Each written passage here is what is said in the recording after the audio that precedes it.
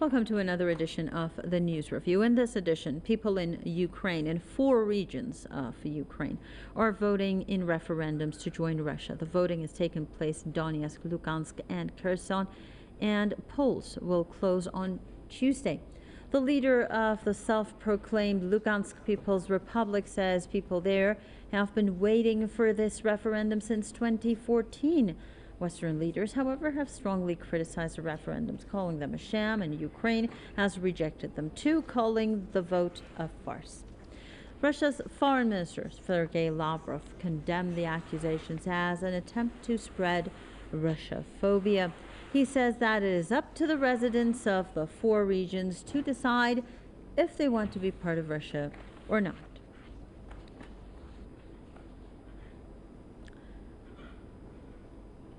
To discuss that further, we're joined by Gilbert Doctorow, independent international affairs analyst, joining us live from Moscow. Also, we have with us Marcus Papadopoulos, historian and political analyst and author from London. Let's begin with Mr. Gilbert Doctorow. In your opinion, what will be the outcome of this referendum in these 4 regions? I think it's fair to assume that there will be a significant majority in 2 of the republics, that is Lugansk and Donetsk. It may even reach 90% of the vote in favor of joining or reuniting with the Russian Federation. I think that to understand what is going on, you have to look beyond the vote itself and the question of self-determination of peoples. That is an issue that can be dealt with, but the real driving force here is domestic politics in Russia and following procedures under Russian law for sending armed forces abroad.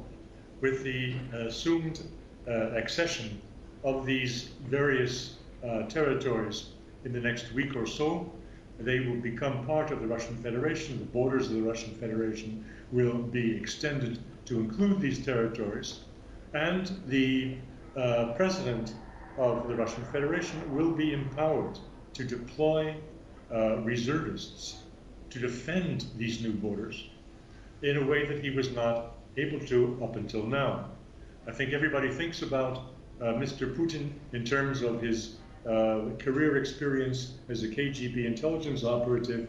However, they ignore the fact that he was a graduate of the law school in St. Petersburg, and he is very careful about the way that the Russian government operates, to stay within the law. Under Russian law, this will be possible to escalate and to achieve the manpower necessary to complete the military operation, or open war as it's now becoming, on terms favorable to Russia within a foreseeable future. They did not have enough men under the pre-existing conditions, 150 or 190,000 men deployed. They will be adding up to 300,000 men, and some of that deployment will be very fast. I think that observers miss the point when they say that it takes 3 months to train these people. Actually, they will be filling in for positions held by contract soldiers up until now. They will provide additional administrative support, logistical support for the military operation, and such people are ready to cross the border and to become participants in this Russian operation immediately. So I expect the result of the voting that's going on now will be a fast acceleration of the Russian war effort and a successful conclusion. So Marcus Papadopoulos, the Western governments, also the Ukrainian government itself, do not recognize this referendum. What would be the result of this confrontation in case that the referendum leads to a vast majority of people in these 4 regions demanding to be part of Russia? Well, the West's position on the referendums in Lugansk, Donetsk, Zaporozhye and Kherson are utterly untenable, and I will explain why. In the years of 1991, 1992 and 2008, the West approved of a number of independence referendums in the Balkans. Now, let me elaborate.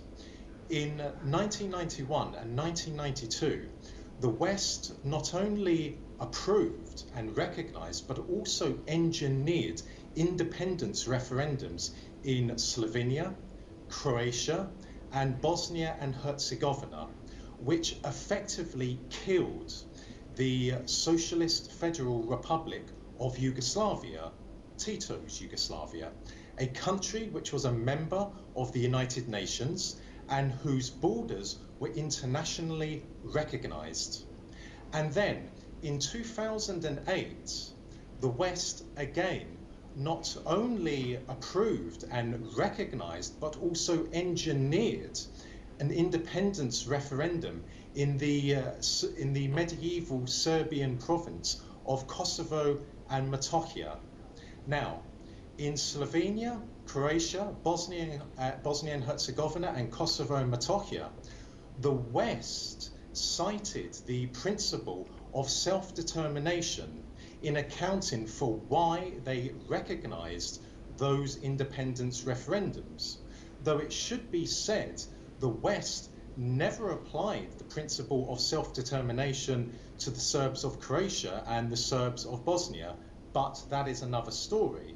So today, in 2022, the question which needs to be put to Western policymakers is this: if, as they did, recognized the independence referendums in Slovenia, Croatia, Bosnia and Herzegovina, and Kosovo and Metohija on the basis of the principle of self-determination, then why will the West not apply the principle of self-determination to the people of Lugansk, Donetsk, Zaporozhye, and Kherson?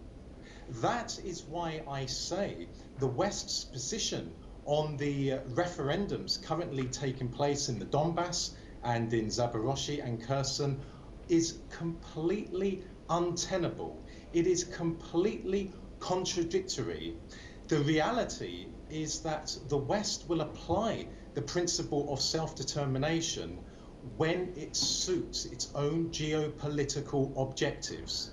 And when the principle of self-determination does not suit the objectives of the West, then the West will quite simply discard that principle.